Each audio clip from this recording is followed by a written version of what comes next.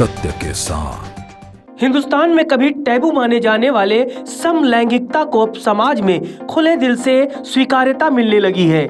आज जो खबर हम आपको दिखाने जा रहे हैं कुछ ऐसी ही है। इसका ताजा उदाहरण नागपुर में देखने को मिला।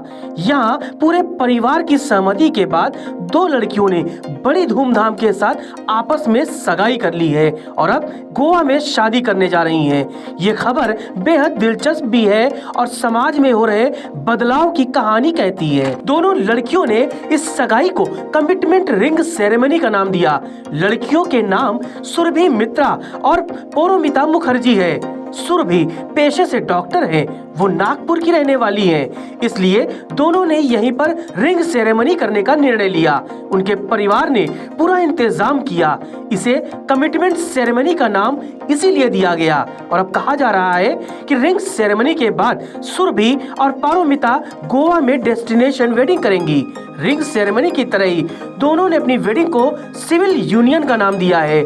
दोनों ही लड़कियां अपनी शादी को लेकर बेहद उत्साहित हैं और शादी की तैयारियों में जुटी हुई हैं, जिसमें साथ दे रहा है दोनों लड़कियों का परिवार। हालांकि समलैंगिकता यानी होमोसेक्सुअलिटी की इस शादी के चर्चे न सिर्फ महाराष्ट्र में बल्कि अब देश भर में हो रहे हैं, क्योंकि अगर परिवार इस तरह से मिलजुल कर दोनों लड़कियों की शादी करा रहा है तो ये बदलते हुए समाज की कहानी कहता है। पौरोमिता मुखर्जी ने बताया कि उनके पिता को 2013 में पता चल गया कि वो होमोसेक्सुअल हैं। पिता उनके साथ सामान्य व्यवहार करते थे, लिहाजा पिता के साथ बड़ी ही सहजता से बेटी ने बता दिया कि उसे लड़कों में कोई दिलचस्पी नहीं।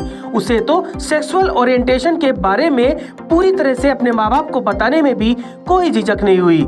हालांकि माँ को जब पता चला तो पहले वो नाराज हुई, लेकिन जब पौरोमिता और उसके पिता ने उन्हें समझाया तो वो शादी के लिए मान गईं।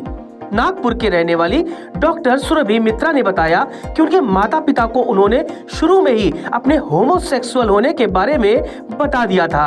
उनके परिवार की ओर से कभी भी उनके सेक्सुअल ओरिएंटेशन का विरोध नहीं किया गया। सुरभि ने कहा कि वो एक मनोचिकित्सक है और कई लोग दोहरी जिंदगी जीने की बात तो करते हैं लेकिन छिपाते हैं और अपने रिश्तों को तार तार कर लेते हैं, लेकिन उन्होंने स्टैंड लेने की बात की और कहा कि अपने रिश्ते को खुलकर स्वीकार करेंगी।